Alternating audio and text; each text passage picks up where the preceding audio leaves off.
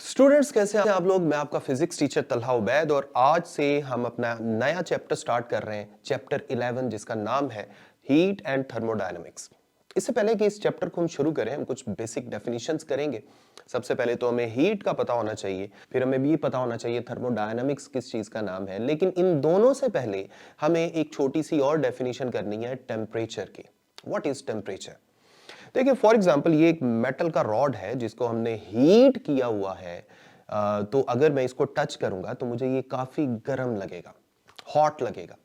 सो हम कह सकते हैं कि कोई भी ऑब्जेक्ट जितना ज्यादा हॉट लगेगा, हम कहेंगे उसका टेम्परेचर उतना ही ज्यादा है।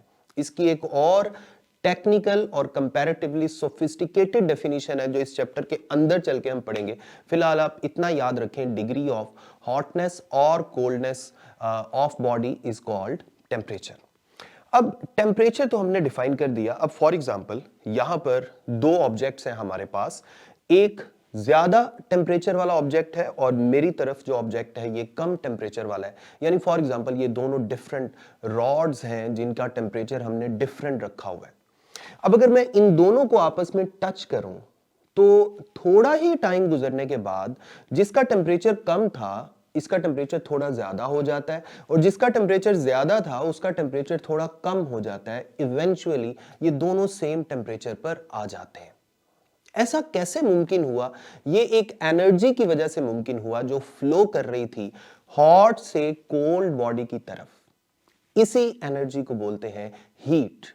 सो हीट को भी हम डिफाइन कर सकते हैं that it is the form of energy that flows from hot to the cold body. तो ये हमने हीट को डिफाइन कर दिया। इसका मतलब ये हुआ कि हीट एनर्जी तब ही फ्लो करेगी जब दोनों ऑब्जेक्ट्स का टेम्परेचर डिफरेंट होगा। अगर इन दोनों का टेम्परेचर सेम हो जाएगा तो फिर जाहिर बात है हीट एनर्जी फ्लो नहीं कर सकती। अब आते हैं अपनी तीसरी डेफिनेशन पे जो हमारे चैप्टर के नाम में भी शामिल है, थर्मोडायनामिक्स। हीट को तो हमने डिफाइन कर दिया। थर्मोडायनामिक्स जो है ये फिजिक्स की ऐसी ब्रांच है जिसमें हम हीट एनर्जी को एनर्जी की दूसरी फॉर्म्स में कन्वर्ट करते हैं। So thermodynamics is the branch of physics in which we deals with the conversion of heat energy into other forms of energy. Basically ये जो थर्मोडायनामिक्स वाली ब्रांच है ना, ये बड़ी इंपॉर्टेंट है। उसकी वजह ये है कि हम जानते हैं कि नेचर में मोस्टली जो हमें एनर्जी मिलती है वो सबसे पहले हीट एनर्जी की शक्ल में ही मिलती है।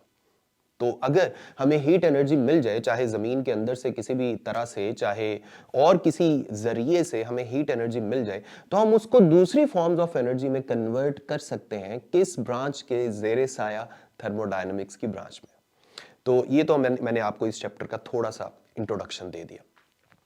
अब सबसे पहला जो हमारा टॉपिक है ना, उसका नाम है kinetic theory of gases. Gas क्या है आप जानते हैं, सॉलिड, लिक्विड और गैस। ये केमिस्ट्री में भी आप पढ़ते हैं, तीन फॉर्म्स ऑफ मैटर। सॉलिड में क्या होता है, एटम या मॉलिक्यूल फिक्स होते हैं अपनी जगह पे, ट्रांसलेट नहीं कर सकते। लिक्विड में क्या होता है, ट्रांसलेट कर सकते हैं, उनके दरमियान जो गैप है वो थोड़ा बढ़ जाता है। लेकिन गैसेस में उनके दरमियान जो गैप है बहुत ज्यादा इंक्रीज कर जाता है और वो बहुत ज्यादा डिस्टेंस पर आ जाते हैं। आज हम ऐसी गैस की बात करेंगे जो रियल में एग्जिस्ट तो नहीं करती, लेकिन उसके बारे में हमने कुछ अपने ख्यालात बनाए हुए हैं, हमने उसको आइडियलाइज किया हुआ है, उसकी कुछ प्रॉपर्टीज को। इस गैस को बोलते हैं आइडियल गैस। और इसी गैस के बारे में कुछ क्लॉजेज हैं, कुछ पोस्टुलेट्स हैं एक थ्योरी में जिसे हम कहते हैं काइनेटिक थ्योरी ऑफ गैसेस। इसकी टोटल 4 या 5 पोस्टुलेट्स हैं जो आपने सिर्फ और सिर्फ याद रखनी है, और ये हमारा एक शॉर्ट क्वेश्चन है। सबसे पहली पोस्टुलेट के मुताबिक हम कह सकते हैं कि किसी भी फाइनाइट वॉल्यूम में, फाइनाइट वॉल्यूम से क्या मुराद है, फॉर एग्जांपल ये मेरे पास एक सिलेंडर है क्यूबिकल, इसके अंदर गैस को हमने फिल कर दिया।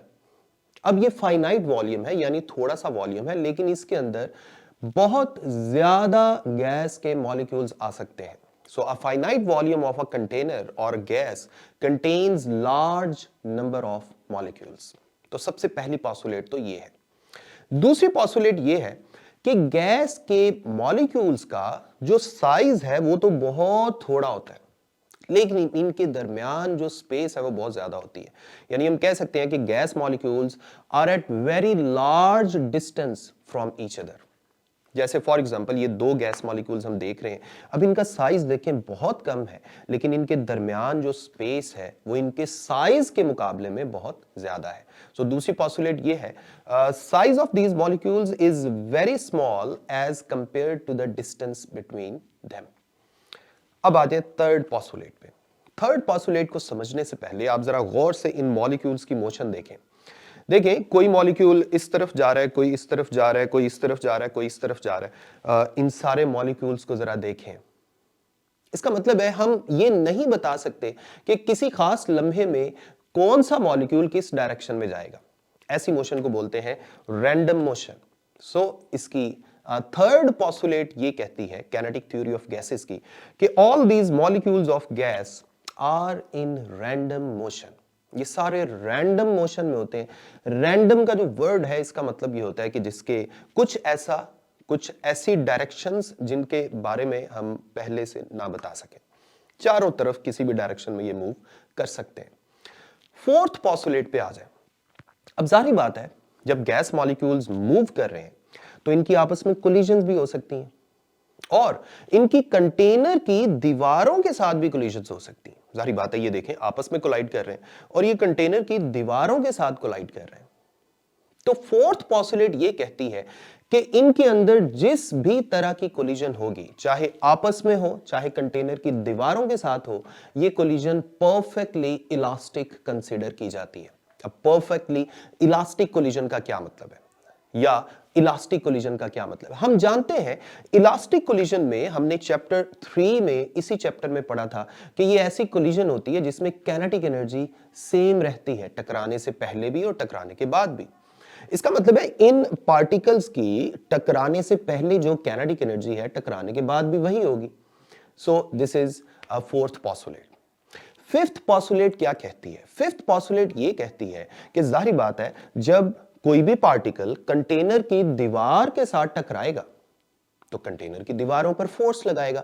जैसे फॉर एग्जांपल मैं किसी इस क्यूबिकल कंटेनर की मेरी तरफ वाली जो दीवार है इसको कंसीडर कर लेता हूं, तो जब पार्टिकल मेरी तरफ आ रहा है, फर्ज कर लें, तो इसने कंटेनर की दीवार के साथ कोलाइड किया तो कंटेनर की दीवार पर मेरी डायरेक्शन में एक फोर्स लगेगी और इस कंटेनर की दीवार का कोई ना कोई एरिया भी है और हम जानते हैं force per unit area is the pressure. So fifth postulate ये कहती है कि जब भी पार्टिकल्स कंटेनर की दीवारों के साथ टकराते हैं तो वो उन दीवारों पर एक प्रेशर एक्सर्ट करते हैं। क्यों प्रेशर एक्सर्ट करते हैं? क्योंकि इस फोर्स की वजह से। बाकी इसकी डिटेल हम अगले लेक्चर में देखेंगे। तो ये टोटल 5 पॉस्टुलेट्स हैं जो आपने याद रखनी है। उम्मीद करता हूं इस लेक्चर की बहुत अच्छी समझ आ गई होगी। अपना ख्याल रखें, मुझे अपनी दुआ में याद रखें। अल्लाह हाफिज।